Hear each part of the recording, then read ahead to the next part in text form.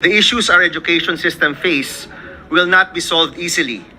The pace of reform can sometimes be slow, kaya nananawagan po kami sa aking mga kasama dito po sa Senado na tulungan ang komite para matugunan ang krisis sa edukasyon. Pagdating sa edukasyon, siguraduhin po natin na walang kulelat. Siguraduhin natin na lahat gagraduate at may siguradong trabaho. Siguraduhin natin na dahil tayo ay magtatrabaho at magtutulungan, panalo ang estudyanteng Pilipino. Mula sa aming mga konsultasyon sa mga lokal na pinuno, mga opisyal ng paaralan, mga magulang at mga mag-aaral, nakita po namin na malalim ang krisis sa edukasyon at matagal na pong nagtitiis ang mga estudyante sa ating bayan. Nakakabahala at nakakabigla ang pang-araw-araw na buhay ng isang Pilipinong estudyante sa pampublikong paaralan. Ang ilan po, kilo-kilometro ang kailangang lakarin para lang makarating sa eskwelahan. Yung iba, walang classroom na nagagamit, kaya nagkaklase sa waiting shed at covered court. Ang iba pa po, wala pang maupuan. Ang mga estudyante kailangan paghatian ng textbook dahil kulang at huli kung dumating.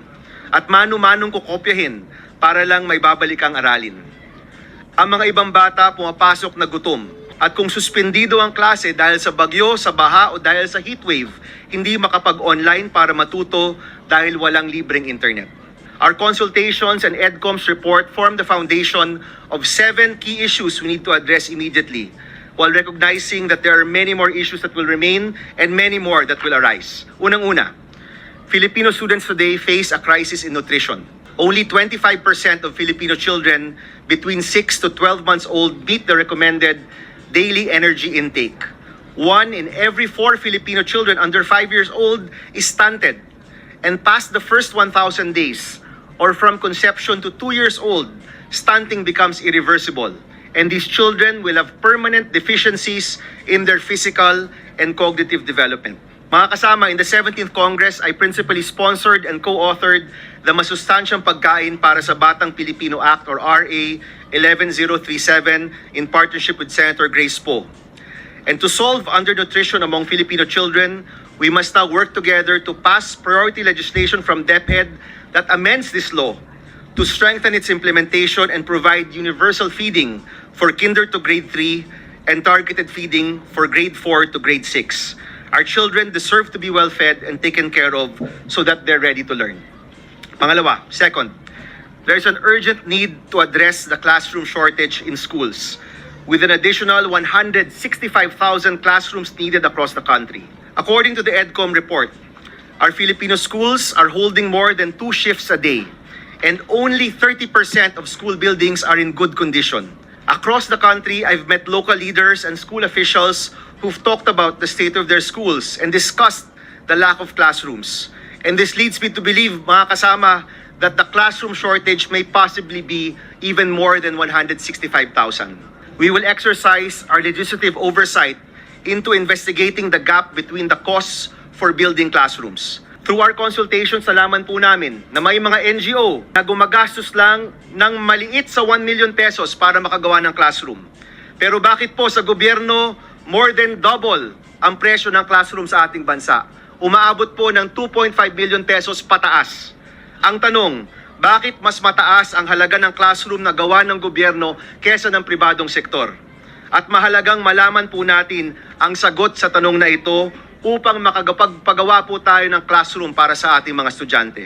To solve the lack of classrooms, I filed the Classroom Building Acceleration Program or the CAP Act. Once passed, this will enable the private sector, other non-government groups, and of course, other local government units to build our classrooms and to participate in the construction of classrooms. Kapag sabay-sabay ang gobyerno, pribadong sektor, non-government organizations, national and local government, mas mapapabilis ang pagpapatayo ng mga classrooms natin. Pangatlo, students, teachers, and administrators lack internet connectivity to support their education and aid in providing a multimodal approach to content delivery. With internet connectivity, students can supplement their studies with online learning, do further research, and communicate with one another. Teachers use the internet to improve their lessons and methods of teaching. And most importantly, access to the internet and internet literacy from an early age helps equip our students for future employment. In the interim time it takes classrooms to be built, Access to the internet provides an additional avenue for a more robust multimodal approach to education. And to solve the issue of internet connectivity, we will exercise the function of legislative oversight and work closely with the DICT, who have underutilized their budget for connectivity since 2020. As the principal sponsor of the Free Internet Access in Public Spaces Act, which is also called the FIAPA Law, ipapatupad po natin ang paglagay ng internet sa ating mga public schools. I recently met with Secretary Aguda of DICT, who committed to the full implementation of this law by the end of 2025. And during last Monday SONA, inulit po ito ng Presidente na priority makonect ang ating public schools sa internet. Our students and teachers deserve every possible method to access learning materials and should not be burdened by additional costs to access the internet. Pang-apat, Filipino students still lack access to textbooks.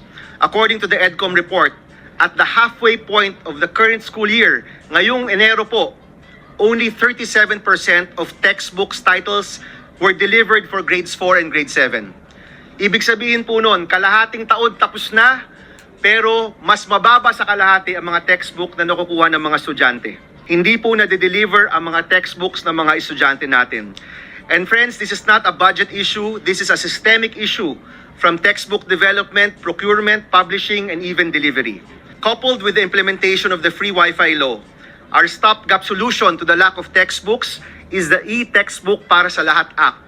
Once passed, this law will require the digital availability of all DepEd-approved textbooks for basic education on all official platforms or authorized channels for free. Ibig sabihin po nun, sa kauna-unahang araw ng pag-aaral ng mga estudyante natin, ang mga textbooks na hindi pa po na-deliver sa kanila, pwede nang ma-access online. Our students should be able to access the textbooks on time, whether in print or on the internet. Panglima, teachers are overworked, underpaid, and significantly lack support. 2 out of 3 teachers report working on over 50 non-teaching tasks and work more than 40 hours a week. Reports have shown that it takes a teacher 15 years to move from teacher 1 to teacher 3, where they earn around 30,000 pesos. And some schools have 500 teachers but only 4 non-teaching personnel. And only 45% of public schools have a designated school principal. Our teachers are overburdened and can't do what they want and what they need to do, which is to teach our children. To solve the lack of support for teachers, I filed the Angat Sweldo para sa Guru Act, which seeks to grant 10,000 monthly compensation to all public school teachers and qualified non-teaching personnel over the next 3 years. And we will work closely with DepEd in addressing the lack of administrative support for teachers. Another reform that was suggested to us by DepEd is to amend the Philippine Teachers Professionalization Act to provide alternative pathways to teacher licensure, to strengthen oversight of underperforming teacher education institutions, and ensure greater transparency and quality in the licensure process.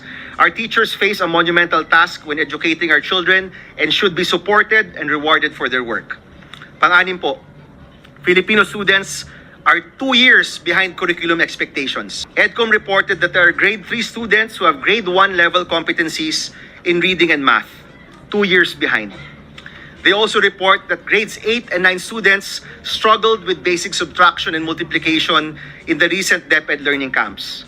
I've spoken to teachers who have also reported that there are some grade 6 students who cannot read and comprehend according to their grade level. Mga kasama, urgent na po ang problemang ito. There is a learning gap in our country at kung hindi po natin tutugunan, mas lalaki pa ang learning gap na ito. We recognize the urgency to address this gap in the current curriculum with supplemental, remedial programs, and of course, possibly even changes in the curriculum. To solve this issue, we will work closely with the agencies on properly implementing the K-12 system and strengthen the National Learning Recovery Program. We will work on adequately funding the National Learning Recovery Program and support groups that work on remedial learning. Panghuli, mga kasama, number 7. Our current educational system does not adequately prepare students for employability.